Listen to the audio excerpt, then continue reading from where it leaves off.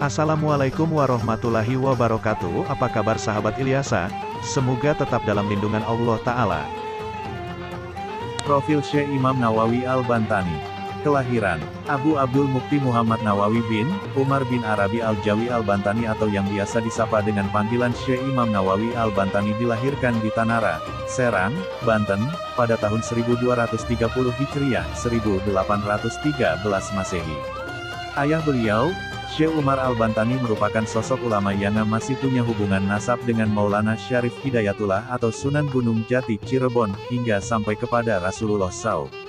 Nasab Syekh Nawawi Al-Bantani diantaranya sebagai berikut: Syekh Nawawi Al-Bantani, Syekh Umar Al-Bantani, Syekh Arabi Al-Bantani, Syekh Ali Al-Bantani, Syekh Jamat Al-Bantani, Syekh Janta Al-Bantani, Syekh Masbukil Al-Bantani, Syekh Maskun Al-Bantani, Syekh Masnun Al-Bantani, Syekh Maswi Al-Bantani, Syekh Tajul Arsi Al-Bantani, Pangeran Sunyararas, Sultan Maulana Hasanuddin, Sultan Syarif Hidayatullah, Syarif Abdullah Umdatuddin Asmatkan, Sayyid Ali Nurul Alam Asmatkan, Sayyid Jamaluddin Akbar Asmatkan Al-Husaini, Syekh Jumadil Kubro, Sayyid Ahmad Jalal Syah Asmatkan, Sayyid Abdullah Asmatkan, Sayyid Abdul Malik Asmatkan, Sayyid Alawi Amil Faqih, Hadramaut, Sayyid Muhammad Sahid Nirbat, Hadramaut, Sayyid Ali Khali, Kasam, Sayyid Alawi Atsani, Sayyid Muhammad Sohibus Saumiyah, Sayyid Alawi Awal, Sayyid Al-Imam, Ubaidillah,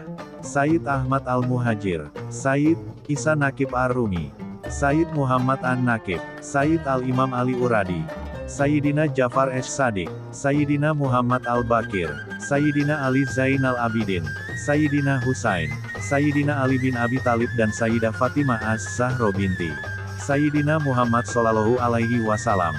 Wafat: Syekh Nawawi wafat di Mekah pada tanggal 25 Syawal 1314 Hijriah atau 1897 Masehi. Makamnya terletak di Janatul Mu'alla, Mekah. Makam beliau bersebelahan dengan makam anak perempuan dari Sayyidina Abu Bakar As-Siddiq, Asma binti Abu Bakar Al-Siddiq. Meski wafat di Jazirah Arab, namun hingga kini setiap tahunnya selalu diadakan haul atau peringatan wafatnya Syekh Nawawi Al-Bantani di tanah air, tepatnya di Pondok Pesantren An-Nawawi Tanara, Serang, asuhan Kiai Haji Ma'ruf Amin.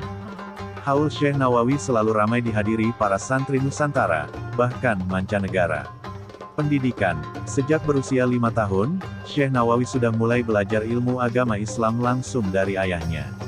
Bersama saudara-saudara kandungnya, Syekh Nawawi mempelajari tentang pengetahuan dasar bahasa Arab, fikih, tauhid, Al-Quran dan tafsir. Pada usia 8 tahun bersama kedua adiknya, Tamim dan Ahmad, Syekh Nawawi berguru kepada Kiai Haji Sahal, salah seorang ulama terkenal di Banten saat itu. Kemudian melanjutkan kegiatan menimba ilmu kepada Syekh Baing Yusuf Purwakarta.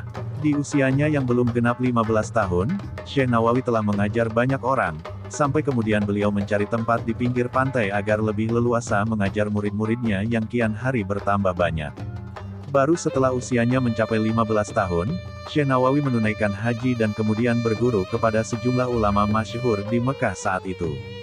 Guru-guru Syekh Nawawi diantaranya, Syekh Umar bin Arabi Al-Bantani, ayahnya, Sayyid Ahmad Zaini Dahlan, Kiai Haji Sahal Al-Bantani, Syekh Baing Yusuf Purwakarta, Syekh Ahmad Khatib Asi Syambasi, Syekh Ahmad Zaini Dahlan, Syekh Abdul Ghani Al-Bimawi, Syekh Yusuf Sumbulaweni, Syekh Abdul Hamid Dagestani, Syekh Sayyid Ahmad Nahrawi, Syekh Ahmad Dimyati, Syekh Muhammad Khatib Duma Al-Hambali, Syekh Muhammad bin Sulaiman Hasbullah Al-Maliki, Syekh Junaid Al-Batawi, Syekh Zainuddin Aceh, Syekh Shihabuddin, Syekh Yusuf bin Muhammad Arsyad Al-Banjari, Syekh Abdus Samad bin Abdurrahman Al-Palimbani, Syekh Mahmud Kinan Al-Palimbani, Syekh Akib bin Hasanuddin Al-Palimbani. Gelar kehormatan Syekh Nawawi. Di antara gelar kehormatan yang disematkan kepada Syekh Nawawi Al-Bantani adalah sebagai berikut: Al-Sayyid Al-Ulama Al-Hijaz, tokoh ulama Hijaz, atau Sayyidul Hijaz, penjaga Hijaz. Nawawi Etsani, Nawawi kedua. Orang pertama yang memberi gelar ini pada Syekh Nawawi adalah Wan Ahmad bin Muhammad Zain Al-Fatani. Al-Imam wa Al-Faham Al-Mudakik, tokoh dan pakar dengan pemahaman yang sangat mendalam. Ayan, ulama Al-Qon Ar-Ram, Asyarli Al-Hijrah, tokoh ulama abad 14 Hijriah. Imam, ulama Al-Haramain, Imam ulama dua kota suci. Doktor ketuhanan orang pertama yang memberikan gelar ini pada Syekh Nawawi adalah Christiaan Snook Hurgronje. Asi Syekh Al-Faqih, disematkan oleh kalangan pesantren. Bapak Kitab Kuning Indonesia, disematkan oleh para ulama Indonesia. Murid-murid Syekh Nawawi. Murid-murid Syekh Nawawi yang menjadi ulama diantaranya. Syekh Muhammad Mahfuz Tarmasi. Syekh Khalil Al-Bangkalani, Madura. Syekh Tubagus Ahmad Bakri As-Sampuri. Syekh Tubagus Muhammad Asnawi Al-Bantani, Caringin, Labuan, Pandeglang. Syekh Arsyad Tawil Al-Bantani, pejuang geger Cilegon 1888 dan penyebar Islam di Sulawesi Utara.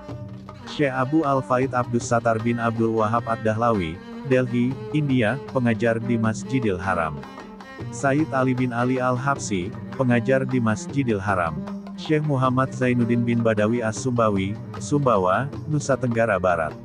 Syekh Abdul Qadir bin Mustafa Al-Fatani, Patani, Thailand. Syekh Abdul Haq bin Abdul Hanan Al-Bantani, cucu Syekh Nawawi. Kiai Haji Saleh Darat As-Samarani. Kiai Haji Hashim Asyari, Jombang, pendiri Nahdlatul Ulama.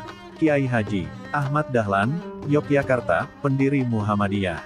Kiai Haji Hasan Genggong, pendiri pesantren Zainul Hasan Genggong. Kiai Haji Mas Abdurrahman, pendiri Matlaul Anwar. Kiai Haji Raden Asnawi, Kudus. H. Abdul Karim Amrullah, Sumatera Barat.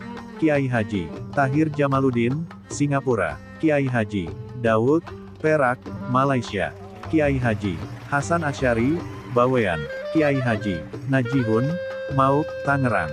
Kiai Haji Abdul Ghafar, Tirtayasa, Serang. Kiai Haji Ilyas, Kragilan, Serang. Kiai Haji Washid, pejuang geger Cilegon 1888. Kiai Haji Tubagus Ismail, pejuang geger Cilegon 1888. Kiai Haji Arsyad Qosir Al-Bantani, pejuang geger Cilegon 1888. Kiai Haji Abdurrahman, pejuang geger Cilegon 1888. Kiai Haji Haris, pejuang geger Cilegon 1888. Kiai Haji Akib, pejuang geger Cilegon 1888. Perjuangan Syekh Nawawi. Setelah 3 tahun bermukim di Mekah, pada tahun-tahun 1828 Masehi, Syekh Nawawi akhirnya kembali pulang ke Banten. Sampai di tanah air, beliau menyaksikan masih banyak praktik-praktik ketidakadilan, kesewenang-wenangan, dan penindasan yang dilakukan pemerintah Hindia Belanda terhadap rakyat. Dengan melihat realita begitu zalimnya, gelora jihad pun berkobar. Sebagai intelektual yang memiliki komitmen tinggi terhadap prinsip-prinsip keadilan dan kebenaran, Syekh Nawawi kemudian berdakwah keliling Banten mengobarkan perlawanan terhadap penjajah sampai pemerintah Belanda membatasi geraknya, seperti dilarang berkhutbah di masjid-masjid.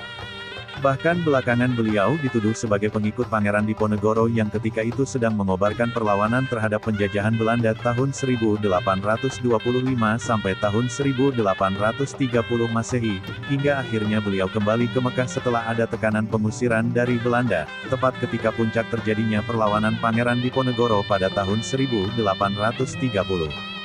Begitu sampai di Mekah beliau segera kembali memperdalam ilmu agama kepada guru-gurunya.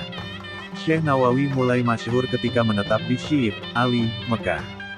Beliau mengajar di halaman rumahnya. Mula-mula muridnya cuma puluhan, tetapi semakin lama jumlahnya kian banyak.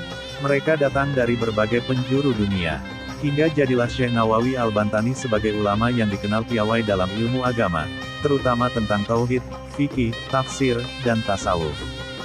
Nama Syekh Nawawi Al-Bantani semakin masyhur ketika dia ditunjuk sebagai Imam Masjidil Haram, menggantikan Syekh Ahmad Khotib Al-Syambasi atau Syekh Ahmad Khatib Al-Minangkabawi. Tidak hanya di kota Mekah dan Madinah saja dia dikenal, bahkan di negeri Suriah, Mesir, Turki, hingga Hindustan namanya begitu masyhur. Pemikiran Syekh Nawawi. Syekh Nawawi memegang peran sentral di tengah ulama Al-Jawi. Dia menginspirasi komunitas Al-Jawi untuk lebih terlibat dalam studi Islam secara serius, tetapi juga berperan dalam mendidik sejumlah ulama pesantren terkemuka. Bagi Syekh Nawawi, masyarakat Islam di Indonesia harus dibebaskan dari belenggu kolonialisme. Dengan mencapai kemerdekaan, ajaran-ajaran Islam akan dengan mudah dilaksanakan di Nusantara. Pemikiran ini mendorong Syekh Nawawi untuk selalu mengikuti perkembangan dan perjuangan di tanah air dari para murid yang berasal dari Indonesia serta menyumbangkan pemikirannya untuk kemajuan masyarakat Indonesia. Selain pelajaran agama, Syekh Nawawi juga mengajarkan makna kemerdekaan, anti-kolonialisme dan imperialisme dengan cara yang halus.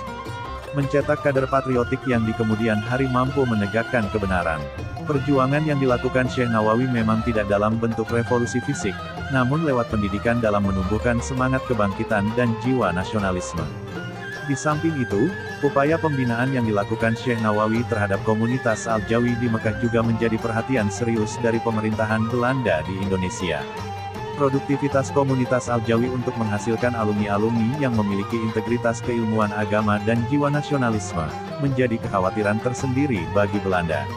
Untuk mengantisipasi ruang gerak komunitas Al-Jawi ini, maka pemerintah Belanda mengutus penasihat pemerintah, Christian Snouvergronje untuk berkunjung ke Mekah pada tahun-tahun 1884 sampai tahun 1885. Kedatangan Snow ini bertujuan untuk meneliti lebih lanjut dan melihat secara langsung berbagai hal yang telah dilakukan oleh ulama Indonesia yang tergabung dalam komunitas Al-Jawi. Terima kasih telah menonton video ini, semoga bermanfaat dan barokah. Jangan lupa subscribe, like and share. Wassalamualaikum warahmatullahi wabarakatuh.